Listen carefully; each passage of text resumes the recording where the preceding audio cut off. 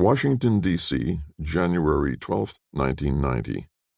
The Intermediate Nuclear Forces INF Treaty was signed on December 8, 1987 by President Ronald Reagan and Secretary General Mikhail Gorbachev. The treaty eliminated the short-range 500 to 1,000 kilometers, 310 to 620 miles, and intermediate range 1,000 to 5,500 kilometers, 620 to 3,420 miles missiles in both the U.S. and Soviet arsenals.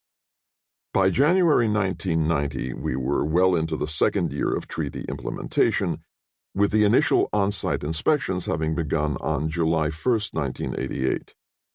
The treaty had been ratified in the U.S. Senate by an overwhelming 93-5 vote, surviving the delaying tactics and so-called killer amendments of Senator Jesse Helms, a Republican from North Carolina who was vehemently opposed to arms control of any kind, especially when it involved the Soviet Union. The significance of 17.5 months of successful implementation of the landmark treaty seemed to escape Helms and his staff. One staffer, a former Marine and CIA officer named David Sullivan, was particularly driven in his efforts to focus senatorial angst against the INF Treaty. Every letter sent by Senator Helms to U.S. government officials which dealt with the INF Treaty was prepared by David Sullivan himself, often using as background highly classified information leaked to him by sympathetic former colleagues inside the U.S. intelligence community. Sullivan had a checkered career. As a CIA employee in 1978, he had been caught leaking classified information to Richard Pearl, who at that time was a staffer for Senator Henry Scoop Jackson, a Democrat, Washington, a staunch opponent of arms control. The CIA director at the time, Stansfield Turner, was appalled at the leak, which involved extremely sensitive intelligence derived from NSA communications intercepts. Sullivan resigned from the CIA before Turner could fire him, but like a cat with the proverbial 9 lives, David Sullivan was soon afterward able to land back on his feet, quickly getting a job as a staffer for Senator Lloyd Benson and later Jesse Helms. With Sullivan digging up all the dirt possible on what he viewed as the flawed implementation of the INF Treaty, Senator Helms was able to continue his program of active resistance to arms control and disarmament.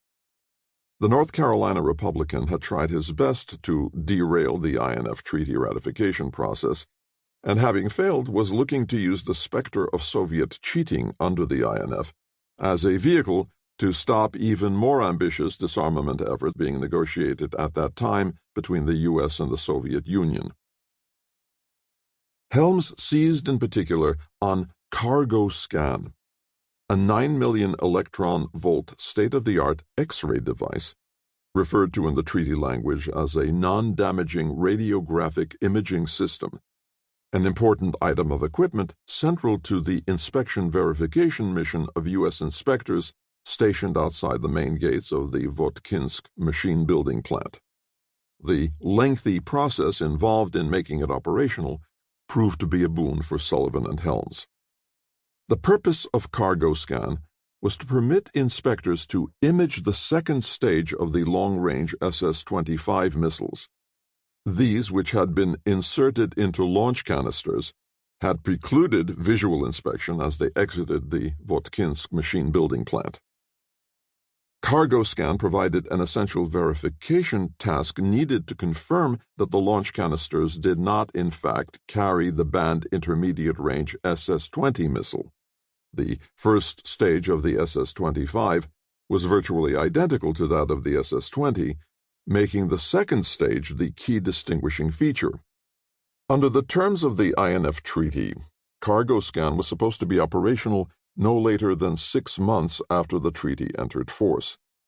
However, the Cargo Scan equipment was not ready for shipment to Votkinsk until the fall of 1989, nearly a year behind schedule, even as the various components comprising the Cargo Scan system were being installed.